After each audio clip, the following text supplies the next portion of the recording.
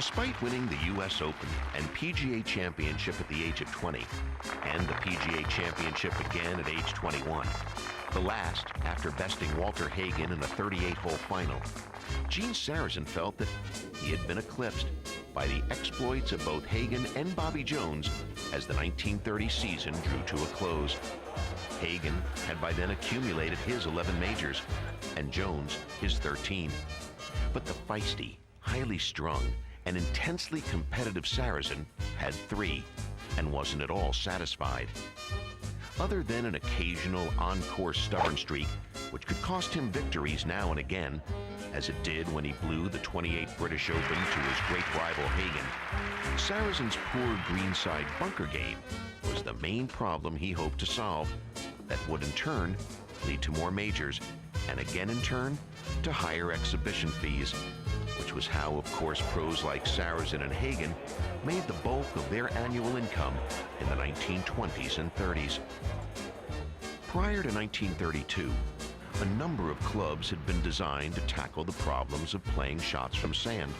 And in 1930, for example, Bobby Jones used one successfully to make a critical up and down in the final stages of the British Open to help seal his victory at Hoylake in his Grand Slam year.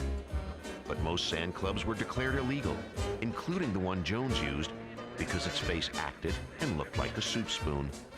And if a sand club was legal, it was not up to the task for which it was designed, until Gene Sarazen perfected the sand wedge. Gene Sarazen, what's your club? Lindsay, it's the sand iron, and here it is. This is the original. You know, I'll never forget when I was taking my first flying lesson, I was sitting in the cockpit, and as I pulled the stick back, I had a funny sensation. The tail went down and the nose went up. Well, you know, I wanted to build a club that gave me the same sensation, you know, hitting into the sand and sliding through and getting ball and sand out. Well, when I got out, I put a lot of solder back in this niblick. And you know, that did the job. Did you use this club in winning the British and American Open Championships in 1932? I sure did. You know, in 1932, when I went to England, I was so afraid that the British authorities would rule against this club, so I used to take it home with me every night. Gene, do you think that this club helped to revolutionize play out of sand traps?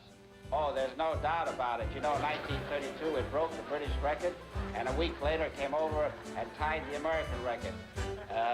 When the club got into mass production, 50,000 others did the same thing.